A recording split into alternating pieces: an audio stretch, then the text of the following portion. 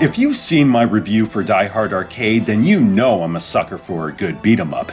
Games like Streets of Rage and Hyperstone Heist, I eat that shit up. Thanks to Joe Olson, I've added another title to that list, Warriors of Fate from Capcom. While this game is known as Warriors of Fate here in the States, it's actually a sequel to another arcade brawler, Dynasty Wars, or Devouring Heaven and Earth. Both games are based on a manga by Hiroshi Motomiya, which takes place in China during the Three Kingdoms period. So, Warriors of Fate is really Devouring Heaven and Earth 2, The Battle of Red Cliff. Since the first game didn't reach our shores, the title was changed, as was the story. Warriors of Fate didn't receive a North American release on home consoles, though it did pop up on Sony's PlayStation and, thankfully, the Sega Saturn in Japan. Of course, that means dialogue and story details are Japanese. Those of us that only understand English are shit out of luck here. Not that it's necessary to enjoy the game, but you do miss out on some narrative sequences. If you're interested in the history, then I suggest you pick up the comic or watch John Woo's Red Cliff. The latter is a favorite, just make sure you have 5 hours to kill.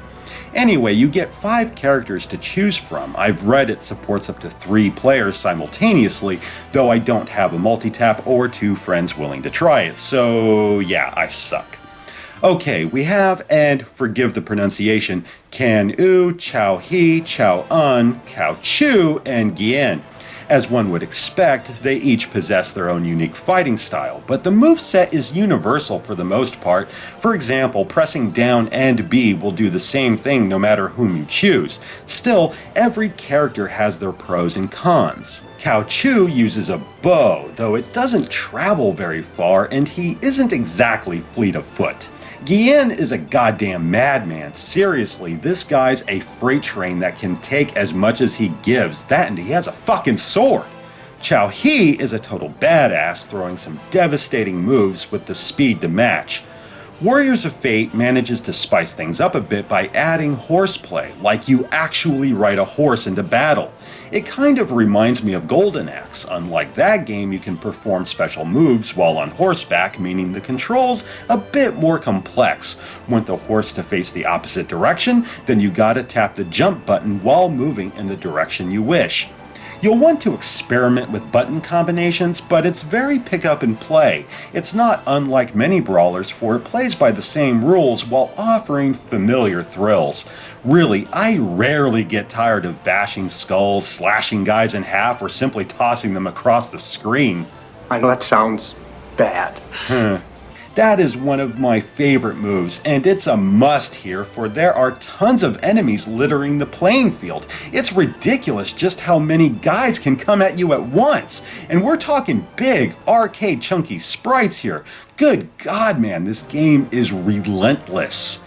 Thankfully, you find weapons scattered throughout these 9 stages. We have swords, axes, knives, you know, the standard stuff. There's also healing items like meat buns, chicken. That shit comes in handy once you go up against these bosses. They're fucking insane. I mean, just look at these life bars. Give me a fucking break. On top of that, you gotta fend off minor enemies while you deal with the big bad. Honestly, I'm amazed I made it as far as I had without blowing through all of my credits. Come to think of it, the bosses aren't as bad as some of the low-level dickheads you come across. These rotund sons of bitches are beyond annoying because they not only hurl bombs and the like, but their hedgehog attack is fucking stupid. Then we have the archers. They'll sometimes gather in one spot and bombard you with arrows, making it exceedingly difficult to regain your footing. Oh, but these giants? Fuck them. Fuck them all to hell. I'm not even kidding. If you think one of them is bad, try dealing with 5 giants at the same time. Wow. Warriors of Fate didn't break new ground with its gameplay, though it's done exceptionally well. That, and it does shake things up slightly with some bonus stages. Now, these are weird because, for me, I associate this sort of thing with fighting games, specifically Street Fighter. In Warriors of Fate, you gotta clean your plate or shatter a bunch of wooden statues. Alright.